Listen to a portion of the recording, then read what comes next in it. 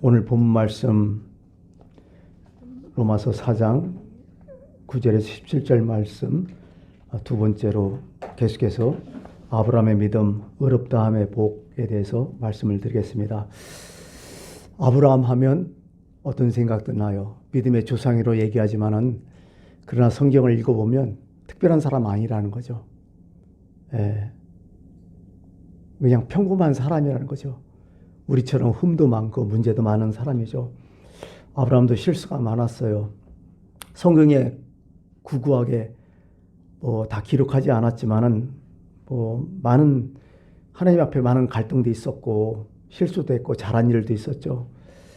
하나님의 말씀을 믿고 하나님을 믿는다 하지만은 어느 순간에 불안했고, 하나님의 뜻을 안다고 하지만은 어느 순간에 그 뜻이 의심이 갔고, 하나님께서 말씀을 하셨지만은 내 생각에, 내 상식 수준에 생각할 때 도저히 안 될 것 같아 갖고 내 상식선에서 믿어보려고 노력을 많이 했고,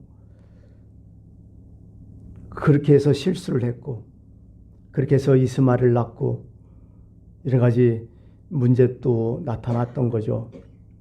그렇지만은 하나님께서는 이런 아브라함을 보고 너는 나를 믿었으니까 그 의로 여기셨다는 거죠. 아브라함이 여호와를 믿으니 그의 의로 여겨주셨다는 거죠. 여겨주신 거죠.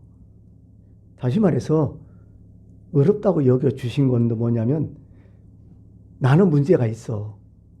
완전하지 않아. 불완전해. 약해. 근데 하나님은 나를 봐주시는 거야. 그냥 그렇게 여겨주는 거야. 의롭다함을 여겨주는 거야. 너는 내 자녀다. 넌 제사함 받았다. 내가 의인으로 인정해 줄게. 그렇게 해준 거야. 근데 나는 되게 미숙해요. 부족해요. 그렇게 하면서 아브라함은 조금씩 깨달아 나가죠. 더 깊은 곳으로 더 들어가죠. 자꾸 성숙하죠. 그런 과정 속에서 또 실수하죠. 또 성숙하죠. 마치 그런 거죠. 사람이 출생하고 성장하는 것 같죠. 출생은 어때요? 내가 못하거든요. 누군가 시켜줘야 되거든요. 그게 의롭다함을 얻는 방법이죠. 그러나 내가 또 살아가면서 많은 도움을 받으면서 내가 성장하는 것은 또 나의 역할도 있었겠죠. 우리 이스마엘 얘기를 한번 해봅시다. 이스마엘 딱 낳았어요. 되게 큰 실수했어요. 왜? 하나님의 뜻을 완전 무시해버리고 자기 뜻을 내세웠으니까. 하나님이 못하실 것 같으니까 내가 자식을 만들어버린 거야. 하나님 못하니까. 이게 하나님 도와주려고 한 거야. 근데 하나님 도와주려고 한 것이 아니라 오히려 이것은 믿음이 아니었다는 거죠. 대부분 우리 신앙인들이 이렇게 믿어요. 하나님 이렇게 믿어. 아예 안 믿는 것 아니야. 그렇지만은 내 의견이 또 들어가. 내 상식이 들어가고. 내가 생각하는 믿음. 내 수준에서 그걸 믿음으로 여겨져요. 이걸 믿음으로 우리는 여길 수가 있다는 거죠. 그러나 성경은 1.1핵도 변함이 없다겠어요. 하나님 말씀은 그냥 말씀인 거야. 내 상식, 내 경험 이게 절대로 안 들어가죠. 하나님 그렇게 하면 하는 거야. 근데 아직은 그렇게까지 우리는 안 들어가죠. 일단은 이스마엘 낳은 것은 뭐예요? 되게 하나님이 마음 아팠을 것 같아요. 그래갖고 하나님이 참 찾아오셔서 책망하시지 않고 이렇게 해요. 너는 왜 이렇게 믿음이 없느냐? 아들을 준다면 끝까지 아들을 준다고 믿고 있어야 되는데 왜 이렇게 사고치냐? 너 아직도 나 그렇게 의심되냐? 아직도 못 믿냐? 너하고 나하고 그냥 끝이다. 지금까지 했던 거 약속 취소다. 이렇게 했으면 박살 나는 거죠. 근데 하나님 뭐라고 하셨어요? 책망하셨잖아요. 그죠? 책망하셨고 또 뭐라게 또 약속을 하셔요. 이게 아브라함이 실수했다고 해서 봐주는 게 아니라 하나님은 책망을 하셔요. 근데 절규하든지 파기하지는 않아요. 그러면서 하나님께서 이렇게 또 얘기하시죠. 아브라함이 99세 때 찾아오셔서 나는 전능한 하나님이라 딱 얘기하잖아. 나 못할 일이 없다는 거예요. 전능하다. 네가 생각하는 그런 하나님 아니다. 그러면서 한마디요. 너는 내 앞에서 완전해라. 퍼펙트했으면 좋겠다. 확실히 믿었으면 좋겠다. 그죠? 이렇게 딱 얘기해요. 그러면서 뭘 두 가지를 얘기하죠? 먼저 다시 계약하자. 할례를 받아라. 그러고 내년 이맘때에 너에게서 진짜 너에게서 오리지널 약속의 자녀가 태어날 것이다. 딱 두 가지를 딱 말씀하시죠. 여러분 단절했다면 이거 얘기하겠어요? 그냥 딱 돌아서지. 끝이다. 근데 하나님은 축구를 해요. 너 할례 받아라. 그 다음에 내년 이맘때에 아들을 낳을 것이다.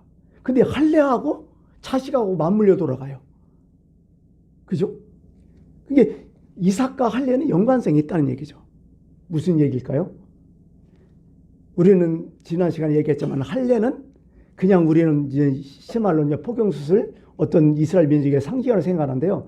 그 당시에 이 할례의 의미는 남자의 씨를 발라내는 거야. 쉽게 말해 고자시키는 거야. 고자 만드는 거야. 그런 의미를 담고 있어요. 무슨 얘기예요? 지금 나이도 설찬이 99세 때인데 예? 참 물론 아브라함은 임신 가능성이 있죠. 나중에 자식 6명을 더 낳았으니까. 근데 아예 사라는 아예 임신을 못하고 그러니까 하나님께서 할례를 통해서 어떤 생각을 하는 거야? 너 네 능력 완전히 싹 100% 무시해버리는 거야. 하나님이. 고자 만들어버린 거야. 아브라함도. 이게 의미예요. 어떻게 보면. 무슨 얘기예요? 네 능력 아니고 내 능력이라는 거예요. 자식 낳는 거, 약속의 자녀가 태어나는 거 네 능력으로 나는 게 아니라는 거예요. 절대로. 내가 한다는 거예요. 계속. 그게 할례인 거예요. 여러분. 그러니까 넓게 생각하면 뭐야? 우리한테 적용하면 뭐야? 우리의 구원 네가 하는 게 아니라는 거예요. 너의 의로운 거 네가 하는 게 아니라는 거예요. 내가 한 게 하는 거예요. 네 거 완전 무시해버리는 거예요. 내가 구원시켜준다는 거예요. 이런 의미요. 이게 믿음으로 의롭다함을 받는다는 게 바로 이런 뜻이에요. 그래서 선택을 얘기하잖아요. 하나님 선택하면 된 거예요. 그냥. 그런 얘기를 하는 거죠. 그게 이 할례는요. 어떻게 보면 책망과 은혜가 같이 있어요. 그죠? 이스마엘 낳으니까 하나님이 책망하시면서 할례를 받으라 하는 것도 있고 두 번째는 책망하시면 플러스 거기다 은혜를 준 거예요. 또. 이게 할례라는 것은 바로 이런 거라는 거죠. 전에는 하나님께서 언약을 딱 두 번 말씀하셔요. 실제적으로 어떤 언약을 15장에 언약이 또 나와요. 그건 뭐냐면 그런 거죠. 뭐 하늘 보면서 하늘의 별처럼 내 자손을 많이 주겠다. 동서남을 바라보라. 이 땅이 네게 될 것이다 하면서 이제 그러니까 아브라함이 하나님을 믿으니까 그걸 의로 인침을 주면서 갑자기 제사를 지내요.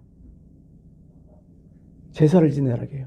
그러면서 제물을 갖다가 그 제물을 찢어가지고 양핀에 놓으라는 거야. 그 당시에 이제 제사 약속을 할 때 이런 형식을 취했거든요. 다시 말해서 너하고 나하고 지금 약속을 하는데 우리 약속을 하자. 의식을 하나 하자.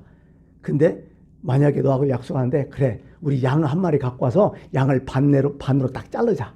그러고 이 양을 반 자르고 양쪽에다가 이제 양을 놓고 그걸 제사 드리자. 그럼 우리 둘이 그 가운데로 걸어가자.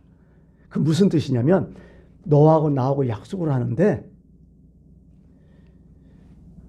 이 약속을 하는데 이 제사로서 약속하는데 우리 둘이 걸어갈 거 아니냐. 그런데 네가 둘 중에 한 사람이 약속을 걸면 한 사람을 이렇게 양쪽으로 찢어져 주는 거다. 그렇게 어떤 의미적으로 그런 제사를 지냈거든요. 하나님이 그걸 하라는 거야. 그래갖고 아브라함이 재물을 다 챙겨요. 다 쪼개갖고. 근데 여러분 하나님하고 아브라함하고 그 사이를 같이 가야 되잖아. 근데 어떻게 해요? 그 당시에 하나님께서 아브라함을 잠들게 해버려. 그러고 하나님 혼자 혼자 지나가면서 그 불로서 그걸 다 태워버려. 아브라함은 안 지나갔다니까요. 무슨 의미일까요 이게? 하나님 혼자 자신에게 약속해버려. 아브라함도 간두고. 그게 믿음으로 의롭다함을 여기는 받는 거야. 바로 이런 뜻이에요. 그러고 나서 이스마엘 낳고 이제 문제가 되니까 또 할례를 받는 거죠. 아까 얘기했듯이 뭐예요? 내가 다 안다는 거예요. 너 의미 없다는 거예요. 바로 이런 이야기를 여기 하는 거죠. 여러분, 우리의 구원이 바로 이런 거예요. 창세기로 생각한다면. 지금 아브라함이 이 사도 바울이 이걸 설명하는 거야. 쉽게 우리식으로 지금 제가 이제 완전히 풀어서 얘기하는 거죠. 이런 식으로 얘기하는 거예요. 믿음은 이렇다는 거예요. 그러니까 얼마나 복이라는 거냐. 그러면서 이제 믿음과 할례 문제를 얘기해요. 왜 그러냐면 유대인들은 할례 의식을 엄청 크게 생각했거든요. 그죠? 할례를 되게 귀중하게 생각했거든요. 이렇게 생각할 수 있는 거예요. 할례 받았기 때문에 아브라함이라는 거예요. 근데 사도 바울은 그렇게 얘기하지 않아죠. 뭐가 먼저냐 도대체? 믿음이 먼저냐 할례가 먼저냐? 15장에 믿음 나오고 그죠? 17장에 할례가 나오잖아요. 믿음이 먼저 있고 할례가 나중에 있던 것이다. 예, 그래서 모든 믿음의 조상이 된다. 할례는 그 다음이었다. 이런 얘기를 하는 거죠. 이렇게 표현할 수가 있어요. 우리가 이제 부부가 둘이 산다면 여러 가지가 살겠죠. 자, 보세요. 부부가 정상적으로 산다면 어떻게 돼요? 결혼식 하죠. 그 다음에 혼인신고 하고요. 근데 어떤 부부는 그걸 못하니까 결혼식 못하고 혼인신고하고 그냥 사는 부부도 있고요. 어떤 부부는 어떻게 돼요? 혼인신고도 아무것도 안 하고 그냥 같이 동거하는 거 있어요. 요즘은 그게 사실혼이라고 또 법적으로 효력이 가잖아요. 이렇게 돼요. 그러면 어쨌든 같이 살아요. 사는데 결혼식 했다고 같이 사는 거예요? 그건 아니에요. 결혼식 이전에 이미 둘이 약속이 다 됐어. 그죠? 우리들이 결혼하자, 어떻게 하자. 약속이 되고 결혼식을 한 거야. 결혼 반지도 똑같은 의미예요. 그죠? 결혼 반지 끼러졌다고 그게 서로 간에 결혼된 거야? 아니죠. 이미 다 얘기할 거 다 얘기하고 결혼하자 다 협의 보고 다 약속하고 결혼 반지라든지 결혼식은 어때 징표로 한 거야. 할례가 바로 그런 의미야. 할례가 그런 의미라고요. 서로 간에 약속이 먼저 있었어요. 하나님 약속이 먼저 있었어요.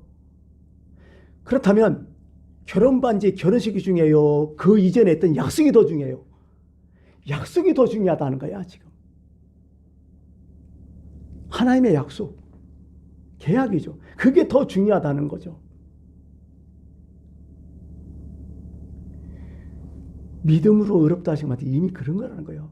할례를 받으나 안 받으나 의미 없다는 거예요. 사도 바울은. 할례를 받아야 뭐 구원을 얻고 이게 하나님의 상 그거 없다는 거예요. 처음에 그랬잖아. 사도행전 보면 그 얘기가 나오잖아요. 복음을 전하는데 반드시 계명 지켜라, 할례 받아라, 뭐 이런 얘기가 다 나오잖아요. 그것 때문에 엄청나게 서로 갈등을 느꼈어요. 어차피 기독교라는 것은 유대교에서 갈라져 나왔다고 생각하니까. 그게 유대교의 모든 의식을 다 갖고 하는데, 근데 어떻게 돼요? 사도 바울과 때로는 바나바 이런 사람, 선교했던 사람 이런 사람을 거두절미 딱 해버리고, 하나님 말씀은 하나님이 다 성령 세례 주니까 다 은혜 받고 구원 받더라. 이게 무슨 소용이냐면서 그 당시에 사도행전 15장에 보면 결정을 하잖아요. 예루살렘 공회에서. 그죠? 할례 안 받아도 된다. 이런 거 필요 없다. 예. 그렇게 얘기를 하잖아요. 이게 이런 것이 너무 중요하다는 거죠. 그래서 오늘 포인트가 봐 이런 얘기죠. 오늘 말씀 그래서 정리하자면 그런 거예요. 우리는 하나님의 은혜로 의롭다함을 받은 사람들이에요. 근데 이것이 약속을 나랑 한 게 아니라 하나님 자신이 해버린 거야. 내가 너 구원시켜줄게. 내가 의롭다함을 시켜줄게. 하나님 자신이 해버린 거야. 그렇다면 우리는 이제 하나님의 자녀가 됐어요. 그리고 할례도 있지만 율법은 언제 생겨요? 5세 때 또 생기잖아요. 오늘 말씀에도 그런 얘기 있잖아요. 율법이 없는 것은 범법도 없다고. 여러분, 율법이 있고 없고가 중요한 게 아니라 이미 믿음으로 up단을 받은 사람들은 율법에 접촉을 안 받는다니까요. 다만 그 율법은, 모세 때 생긴 율법은 어떻게 보면 우리 인생의 내비게이션으로 보면 돼요. 지침으로 보면 돼요. 그거 갖고 우리가 접촉되는 사람들은 아니에요. 그걸 지킬 수도 있고 못 지킬 수 있어요. 그런데 진정으로 은혜 받고 하나님의 자녀가 됐다고 고백하며 살아가다 보면 어느 순간에 율법이 지켜지는 거야. 그러니까 우리가 율법을 지켜야 구원받는데 이런 생각은 되게 잘못된 생각이고 살아보니까 율법이 지켜져요. 근데 어떤 때는 안 지켜져요. 그거 갖고 스트레스 받지 말라는 거야. 못 지킬 수 있다는 거야. 왜? 하나님은 뭐예요? 내가 너 구원 내가 혼자 다 할게 이렇게 다 봐주시는 거야. 파기 안 해요. 이스마엘 낳았다고 파기 안 하잖아. 오히려 하나님께서 할례를 주고 또 말씀하시잖아. 은혜를 또 주잖아. 그런 것처럼 우리의 신앙은 바로 이렇다는 거죠. 이것을 분명히 우리가 마음속에 꼭 이런 어떤 이론적인 문제죠. 믿음에 대해서 이것을 마음속에 기본적으로 갖고 있으면 흔들리지 않아요. 어떤 이단이 와도 뭐라 소리를 안 하고. 그래서 다시 이제 결론 얘기하지만은